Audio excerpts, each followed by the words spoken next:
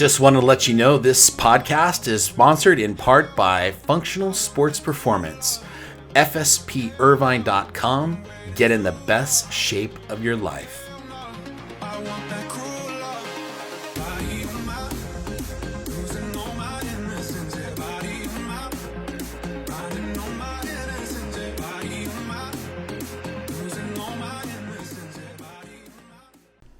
This is the Kevin Perkins Show.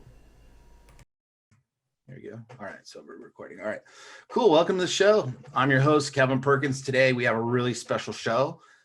Not only do I have some special guests, but we're also bunkered in our homes. So this is going to be a new experience with some video. Also, I want to have a nice little announcement at the end of the show. But first off, guys, welcome. Good to be on. Thanks for having us, Kevin. I'm joined Kevin, thanks for having us, sir. You're absolutely. So I'm joined by Geoff Blum and David Tuttle of the famous or infamous, depending on your baseball allegiance, show, Bleacher Blums. And it's a great podcast. Hey guys, I was introduced to you from a mutual friend. We're all kind of from the same area a little bit. And I just wanted to, introduce the world to you guys. Yeah, we've been going strong now for about, I think we're a year into our podcast, and it's been going pretty good. Tuttle and I go back to our elementary school days with our kids, not necessarily when Tuttle and I go back that far, but we go back about maybe 10 years when our kids were a little bit younger and they were attending the same school. And at drop-off, Tuttle and I would recognize each other, and eventually we got up enough nerve to introduce ourselves because we knew each other, but we just didn't know how. And eventually that seal was broken, and we figured out, that Tuttle was a grad from Santa Clara. I went to UC Berkeley, and, we may have crossed paths while we were in college. And then we're both fathers of multiples, have backgrounds in baseball, and we would literally sit in the parking lot in front of our cars talking to each other for a good 30, 45 minutes. And it's kind of been one of those things where we threatened each other to eventually do a podcast, especially when my playing career turned into a broadcast career, where we kind of said, we should do a podcast. We should actually do this not for a living, but do this a little more professionally, as opposed to doing it in the parking lot and getting the text from our wives saying, hey, are you ever going to come home? Or can you bring home some milk or, stuff like that. So totally. So just to give some color, ironically, you're the color commentator for the Houston Astros. Give people a little bit of sense about your backgrounds. You guys are both extremely humble, but this is the time to kind of explain to the world like what you guys have done, professionally, or amateur, minor, major, all that stuff. Go first, Tuttle. Yeah. So again, thanks for having us on. And Geoff, I'm just going to reiterate what Blummer said. I mean, basically, we became fast friends after probably 2 months of staring at each other in the parking lot, if you want to call it fast friends. But I went to Santa Clara University, grew up in the Bay Area, was drafted out of high school by the New York Yankees, chose to go to Santa Clara based on my father's push for an education and things to do in the afterlife. In my case, not so much necessarily with Blummer, it worked out for the best because after playing 9 years of professional baseball, I still wasn't able to crack into the big leagues. But I did, I was an All-American at Santa Clara, drafted in the 6th round, got to play Team USA that summer with, tons of big league guys, Jason Giambi and Phil Nevin and Charles Johnson and Jeffrey Hammonds, and the list goes on. So I was honored to be on that team and really felt like I belonged, obviously, in that fraternity. But as you kind of get into the roadmap of the minor leagues and different things happen and, different organizations and different choices. But, I pursued the career as long as I could and ended up at the age of 30, still healthy and happy, and kind of decided to take another turn and use the degree that my dad had pushed me so lovingly into to do other things. So I've been in sales and for the latter part of my career, but have really enjoyed rekindling my friendship and relationship with Blummer. And we found the ability to kind of have this, as you mentioned, this outlet for our sports knowledge and our fathering knowledge and our, all the other things that have, that come along with a strong relationship. So over the past year, our podcast has really taken off, and we're looking for bigger and better things and to continue this relationship. So again, thanks for Yeah. having us on, Kevin. And Totally, that's what we're all totally. about. Absolutely. This is going to be a lot of fun in the process. And, it's always telling when people kind of like yourselves get to that rarefied air and space in your sports careers. It's really hard. I saw some statistics and Blummer will get to you in a sec, but I saw some statistics that said that, I don't know, 2% of every kid that starts off as a kid in sports ends up being, in college sports. And then of that 2% or something like that, I don't hold me to the numbers, but it's light, right? So of that 2%, a small percentage plays D1, and then a super small percentage of that plays, professional if your sport can take you into that direction. And my youngest was, she plays water polo at UH in Hawaii, and she was, their top 4 team, in the country. And, she was saying like, I'm a freshman, I'm not sure if I'm going to get a lot of play time, blah, blah, blah. Anyway, I'm like, look, you are like, seriously, like one of the top, let's just get the numbers, right? You're one of the top, 50 girls in the nation doing your sport. Like, doesn't matter if you're first, you're in that rarefied space. So congratulations, man, getting as far as you have. And I know Blummer, I know you had a little bit farther on your trajectory with this, but certainly you guys both are very knowledgeable. So tell us a little bit about your background too. Yeah, I was a little bit more fortunate, and a lot of in order to get to the level that you see a lot of guys in the major sports get to, you've got to be obviously very talented, number one, to even get recognized, but you also have to have a little bit of luck and maybe some overwhelming perseverance to get through some of the situations, and incredibly opportunistic, which is probably rolls into some of that luck to have the opportunities and take advantage of them. Luck favors the prepared, right? Yeah, preparation is everything. And I know Tuttle and I can speak to that too, because of the way we get prepared. And you too, Kevin, when you prepare for your podcast, you got to do a little bit of homework, you got to do some research, and you got to be prepared to have an opinion based on some of what you read or your personal experiences. And that's what Tuttle and I draw from, because we both went through the college ranks. We both went through the minor leagues. I was more fortunate maybe in the organization that I was in, the Montreal Expos, who I came up with, that they were a very young organization and they were able to push guys a little bit further because there wasn't so much an emphasis on winning, so to speak, as there was in development and getting guys to the big leagues. And in 1999, after 4.5 years in the minor leagues, I broke through with the Montreal Expos at the age of 26, and I proceeded to play 14 years and eventually retired after 14 years playing at the major league level for 6 different teams. I'd been traded, I'd been released, which is the equivalent of being fired. I've signed 1-year contracts for most of my career.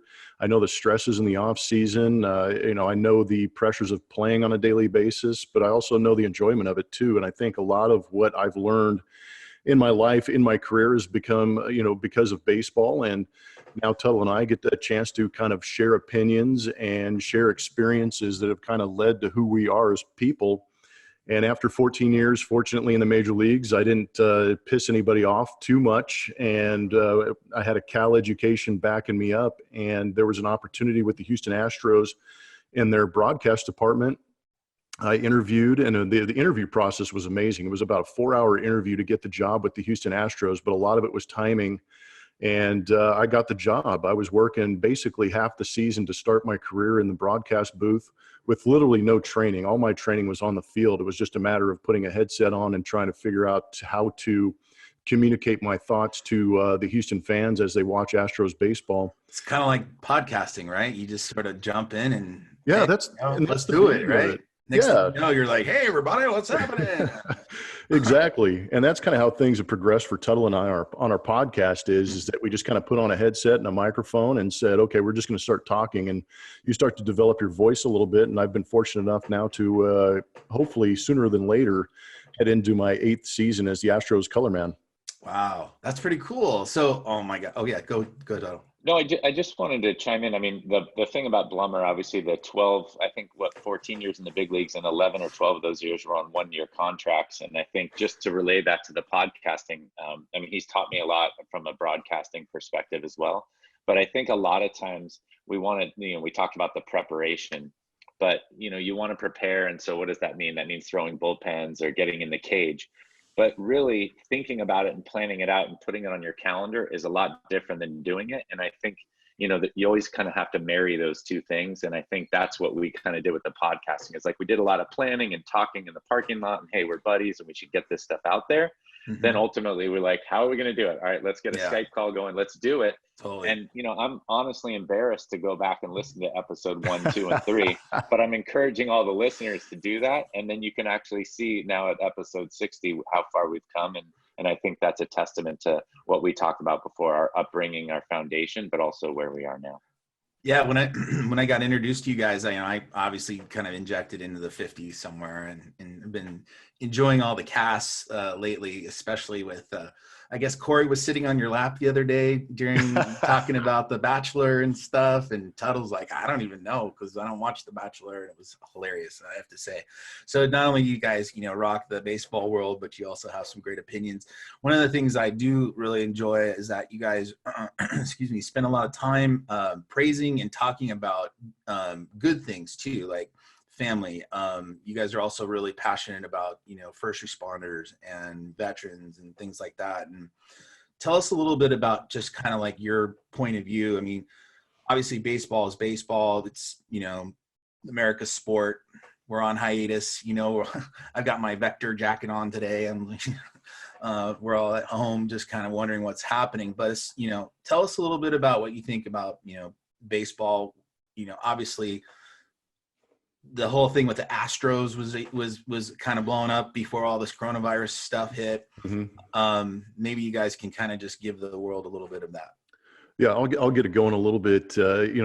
Truth be told, I am an employee of the Houston Astros. So obviously when 2000 got off to such an electric start and has really maintained its downward decline over the start of the year, it really started with the Astros controversy regarding the sign stealing. And Tuttle and I, Tuttle's in a different spot where he can obviously be a little more opinionated, but he's also very diplomatic on how he goes about explaining some of the situation. But, that's where it put me in a precarious position, is that, in our podcast, we want to be able to handle current events across every sport.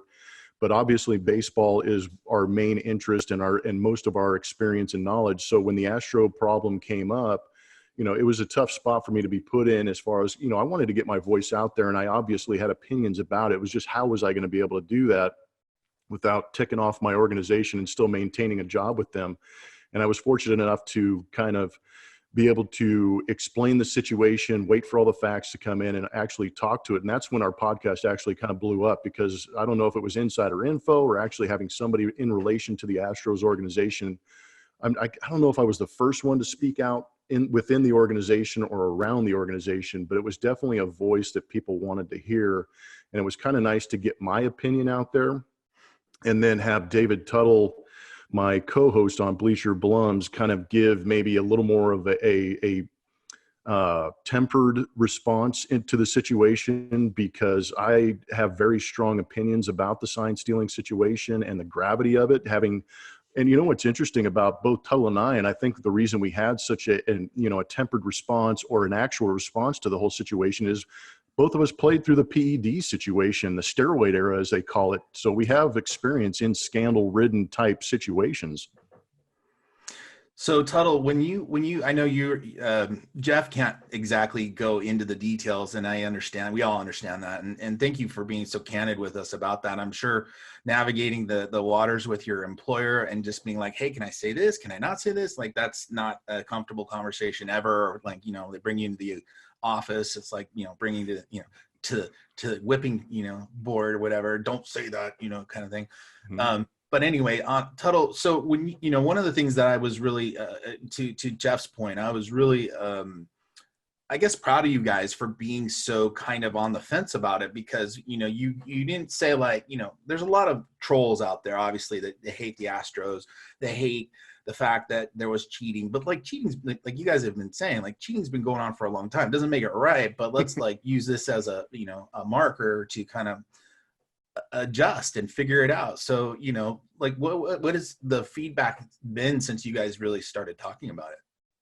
Yeah. So, I mean, when Geoff brings up the tempered aspect, I think it is difficult being an employee, and he does, often Blummer mentions the fact that the podcast is a way for him because it's not attached to any sort of employment that he has. You always have to be careful and walk in that line, but the podcast is an outlet for us to maybe say some things that you couldn't say either on air or in your place of employment. From my perspective, it's nice that Geoff thinks I temper that, but really the way I look at it is, I hear it from, we're here in Southern California. I hear it from my Dodger fan friends or my Giant fan friends. And so I don't even know if it's as much tempering the anger. It's kind of like, look, there's more to this than just what's going on in the clubhouse to come out fighting. And then there are things like when you hear Clayton Kershaw talk about what it meant to, find out that those guys, he threw 55 curveballs and nobody swung at any of them. There are things like that I think other people want to hear, right? You kind of want to hear both sides of the argument. But I think what we bring overall, and this is your point, is that yes, okay, this happened. Yes, this is not good for the game. And yes, Clayton Kershaw and the Dodgers and other teams can feel like they've been slighted, but let's put it all in a bigger perspective, which is, what was happening on the field then, who was really cheating, because there are other teams that now that have come out, they've done it, but more so that cheating has been part of baseball for a long, long time. And there's an article, said, in 1880, they were doing this, and, and then you have the Black Sox scandal and you just go, right. So it's a natural progression. But, and listen, it's all sports. Everybody wants to win. I think, and anyway, not to get on a soapbox, but that's just the lack of integrity in where our society, I think, is turned, right now. So anyway, listen, that's what we're trying to do, honestly, right? Yeah, no, let's keep a higher view. Let's keep the integrity above all else in terms of our opinions and what we're talking about, and let's not be overreactive. And I think that's the piece that Geoff and I bring, right? We're not going to be reactionary. We're hopefully going to have some thought and some logic behind it. Yeah, and I think one of you on one of your casts was saying, like, look, it's fandom, like that's natural. Everyone's going to be kind of passionate and like freaky about whatever. But even that was kind of going in some awful directions, especially not to call out any names or anything, but like if you go to Yankee Stadium or something and you're wearing the opposite team's jerseys, you get food thrown at you, you get yelled at, you pretty much have to leave the stadium. I mean, or even Boston or some of the more passionate places. And again, that's passion. Like I understand, but guys, it's like, if I go to the park with my kid, I don't want to be harassed. We're just here to root for the other team. And like, that's sort of like how it's happening in society now too, just politically and, I don't know. It's a little bit nuts. And so that's why I really like your guys' point of view is it's not one or the other. It's not trying to like blow people up. It's very factual and very entertaining. So, No, I appreciate you saying that. Yeah. And,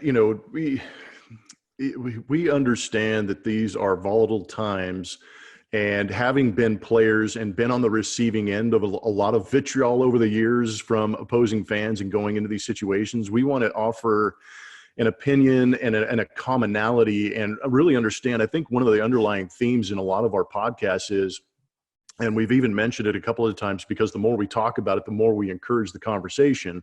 We always tell people to go to our website, bleacherblums.com, get on the mailbag, let us know what you're thinking, but do it in an appropriate way, because as soon as you start to get inappropriate, then the conversation's lost. We don't want to lose the conversation. We want to be able to have that conversation. I want to be able to respect your opinion without you, breaking me down, MFing me, and all of a sudden I'm disenchanted with the whole situation. So if we can have that conversation, and what we said about fandom, I'm not, I think I'll take credit for it, but I mean, I think we said they were irrational, and it's the one realm where you can kind of be a little irrational and be outspoken, but do it in an appropriate way, because the beauty of America is that you can travel all over the country. You can go to different sporting venues. You can enjoy the sport. You can enjoy the competition. But at the same time, when those 3 hours are up and that game is over, or 4.5, it feels like baseball's been gone. But once that game's over, or maybe even in the heat of the emotion, you can kind of look over. I remember, it was game 2. I was in Dodger Stadium of the 2017 World Series, oddly enough. And my wife and I were the only 2 orange-wearing people in Dodger. Was that the game that went like 17 innings or something like that? No, that was game 5. This was in Dodger Stadium. And my wife and I, it was a back and forth game, went extra innings. Eventually the Astros ended up winning out, but it was great to be able to stand up. And this was a perfect situation where we both stood up, looked to the Dodger fans to our left and right, and we went, "Whew, I'm exhausted. That was a hell of a game, wasn't it?" And everybody pretty much had the same, same conversation. And that's what you kind of appreciate, and that's what you hope it can be moving forward. But there is a lot of hate headed towards the Astros this season, eventually when they get on the field. Well, especially from the Doyers, Oh man, yeah. Thank God they don't have to go through there this year, unless it is in the World Series. Who knows? Their fans are uber passionate. I mean, I used to be, unfortunately, an Angels fan, and you spend a lot of time at the park. And every time the Dodgers would show up for Freeway Series, I mean, I was like, do we have to go to this game because it's gonna get like peanuts and everything's gonna be? It was ugly, but I think once that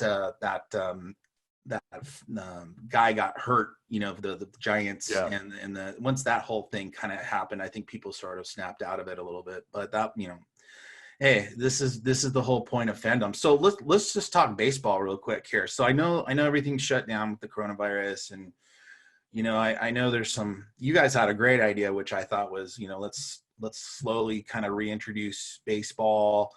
That was Blummer's idea. I can't take credit for that. Yeah, well, it's a good idea. So we'll talk about that in a second. But I mean, maybe you can also handicap where everybody was at a little bit for everybody here on this podcast. Obviously, they can hear it on your show too. But just talk baseball here for a little bit. Oh, go ahead, Blummer. Yeah, I'll take that. Yeah, with baseball being on a hiatus, and Tuttle and I are obviously, we're going to record our podcast, I think, after this one, and we'll hit on this probably a little more extensively, but just a short version of what to anticipate and what my thoughts were is, it's been tough not having sports, period, and hearing that the NBA may extend their season into June is kind of interesting to me because that all but eliminates the off season for them. I don't know how that's going to work out. So the logistics on the baseball side might be a shortened season, and baseball maybe has a little bit different experience in this as far as, history to look back on, because you've got strike shortened seasons. 1994 was a year that I was drafted and saw the season end in August and eliminate the playoffs. They couldn't even come to an agreement to get the playoffs in. So they just banged it and eventually showed up the next season on April 25th and finished out a season. And then I played in 2001 when the terrorist attacks happened on the World Trade Center in 2001. And we had a week of our season shut down, and then they pushed it towards the end of the season. And that's eventually the year that I think the Diamondbacks and Yankees went to the World Series, and Derek Jeter developed the nickname Mr. November because he was getting big hits in November. So it kind of played well for baseball. And I think baseball has been in a situation where some of these events have happened, and the event now being the coronavirus, is that baseball has been in a position to be able to bring some normalcy or a distraction back to the fans or back to just even the public. Because right now, a lot of people are looking for outlets other than what's going on inside their own houses, because that's all we've got right now. Yes. And my idea is to have baseball be that healing factor, be that aloe vera on the situation, and start the season back up as soon as we can figure out. Obviously, I'm not a scientist or a doctor, but as soon as we can figure out and find a way to make sure that nobody playing baseball, none of the players have the coronavirus. That's first step. Then how do we get on the field, and how do we start healing everybody and getting the game on TV? Because that's one thing that everybody has access to now is the internet, streaming services. A lot of television providers are offering more opportunities to watch stuff on TV because everybody's at home. So why not be able to put a team out there without anybody in the stands? Don't open the concessions. Just get a couple of camera guys or a skeleton crew to just put on a broadcast. Just get something on the TV other than, the 15th season of Grey's Anatomy or Friends, or, wearing out my Disney Plus subscription. Drivers, diners, and yeah. All of a sudden, we are watch. knowledgeable in all pop culture.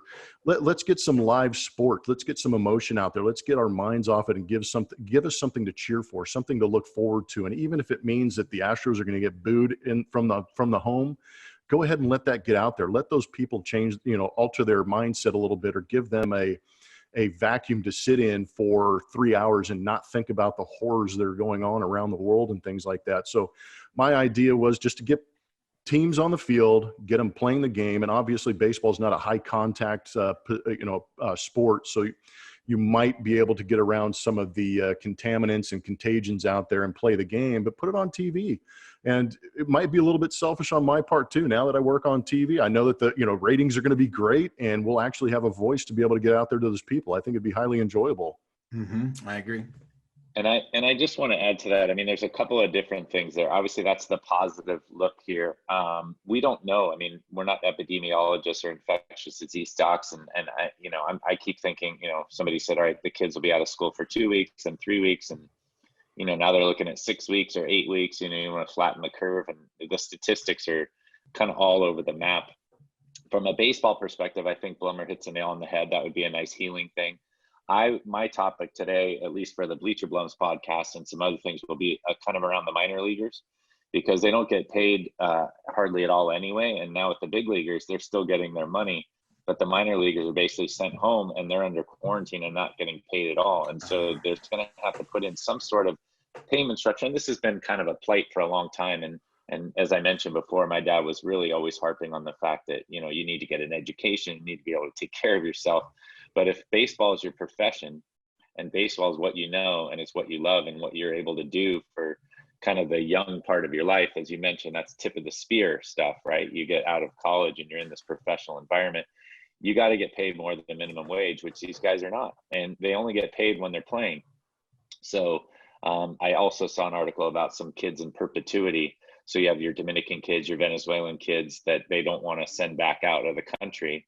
So you're kind of in, quarantine in a hotel by yourself, in a foreign country. So that all of that stuff is kind of a dynamic that we'll probably talk about on our podcast today.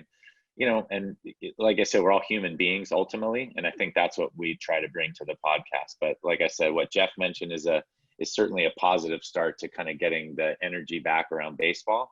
But some of these other issues also need to be resolved, especially if we don't know how long this is going to last. So, yeah, I did see some interesting stuff online. Like Kevin Love had donated like $100,000, and another basketball player, it was a lot. I was like, wow, let's keep that going. I think to your point, the minor leaguers, they're just like, in essence, uncontracted folks, and I hate to say it, they're trying to get to the show, and they're not set up like the big guys. So yeah, to your point, it'd be really good if MLB and really all the sports out there who have that farm system, in place to kind of figure that out. So yeah. You'd mentioned, so changing gears a little bit, you'd mentioned the coronavirus a couple times, you guys. How's everything been going, like at home and stuff? I know you guys both have a lot of girls at home. You guys are girl dads like me. Tell us any funny stories or anything interesting going on at home. Like, I'll just give you mine really quick. So today, I got up on the earlier side so we could all make this work, and I'm getting showered and dressed, and I was like, what are you doing? I'm like, I felt like Chip or whatever in Napoleon Dynamite. I'm gonna go do a podcast in the other room. Ridiculous. Like, this is so crazy. But go ahead, guys, do it. Yeah, so I think cabin fever or coronavirus, one of those is going to win out, and we're trying to decide which one that is. Cabin fever is setting in here. The kids are a little bit older. Our neighbors have some young kids, and I'm just, they're trying to work from home as well, and it's challenging. So this week, as I mentioned sort of at the outset, my work has picked up a lot. So I'm tying that into the family stuff. But I mean, gosh, we have the fridge stocked. My wife's baking stuff every day and putting tons of food out. My greatest entertainment typically comes from if I get on Instagram stories and I watch Blum doing whatever that is, Snapchat or walking around the park. He's got dog ears and stuff. Oh boy, I mean, that's enlightening. But in all honesty, I mean, I think it's there's kind of a surreal point to it, Kevin. You brought up. I mean, I got up and showered before I start work. It's like, all right, you get up, get in the shower, and then go downstairs in the office and start working. It's like, I had I this kind of cup. have to. Let me show you this, everybody. It's purgatory because my last name's Perkins, but it feels Oh, like there you go. purgatory. Friggin' name, man. Yeah, no, it does, because you're kind of stuck. You can make the coffee, but I kind of shower to kind of start the day to go, all right, today's a work day versus, Saturday or Sunday. So, I mean, the unknown, I think, is what's kind of getting at all of us, right? Like we're in the Groundhog Day. You wake up every day and it's kind of the Totally. same routine. And you're like, what is this going to change? Is it going to change next week, in 2 weeks? And I think hopefully the listeners and everybody out there in podcast land are understanding that, we're dealing with the same things that everyone else is. And it's nice to have this medium in this venue to be able to get out and speak to people. But as Blummer hit on, I mean, the streaming services, the Zoom call, things like that are just the way of the world right now. And it's been unique.